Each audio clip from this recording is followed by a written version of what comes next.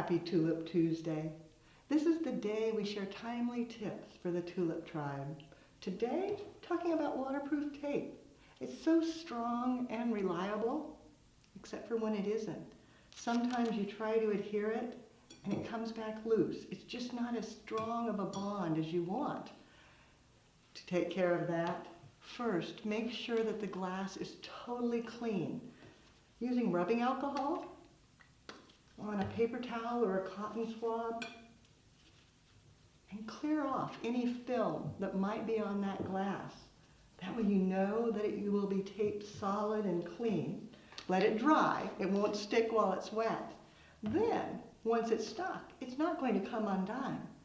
For even a little bit more security, if you heat your glue gun, get the tip very hot, and then once it's attached, just hold the glue gun up against it. No glue, just the heat, and it melts the adhesive and bonds it permanently to the glass so it won't come loose.